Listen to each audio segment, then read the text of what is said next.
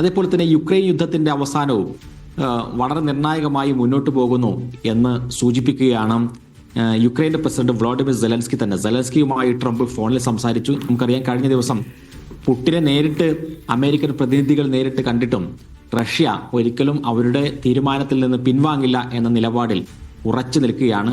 പ്രത്യേകിച്ചും ക്രൈമിയയും ഡോൺബാസ് മേഖലയും പൂർണ്ണമായും തങ്ങൾക്ക് വിട്ടു നൽകണം എന്ന നിലപാടാണ് പുടിൻ മുന്നോട്ട് വെക്കുന്നത്. അതടക്കമുള്ള കാര്യങ്ങളിൽ വിട്ടുവീഴ്ച ചെയ്യാൻ സെലൻസ്കി തയ്യാറാകുന്നു എന്നുള്ള സൂചന ഇപ്പോൾ പുറത്തു വരികയാണ്. സമാധാനം ഞങ്ങൾ ആഗ്രഹിക്കുന്നു എന്ന് സെലൻസ്കി പറയുമ്പോൾ അമേരിക്കയുടെ സമ്മർദ്ദത്തിന് സെലൻസ്കി വഴങ്ങുന്നു എന്ന സൂചന കൂടിയുണ്ട്. ഏതായിരുന്നാലും യുക്രൈൻ യുദ്ധത്തിന്റെ ഒരു അവസാനവും ഈ അവസാനത്തോടു കൂടി ഉണ്ടാവണം എന്ന് വിചാരിക്കുകയാണ് ഡൊണാൾഡ് ട്രംപ്. അപ്പോൾ ഈ ഒരൊറ്റ വർഷം കൊണ്ട് തന്നെ അദ്ദേഹം 8ഓളം യുദ്ധങ്ങൾ അവസാനിപ്പിച്ചു എന്ന് പറയാൻ വേണ്ടിയുള്ള സജീവമായ നീക്കങ്ങൾ ട്രംപ് നടത്തുന്നു എന്നുള്ളതാണ് പ്രധാനപ്പെട്ട കാര്യം.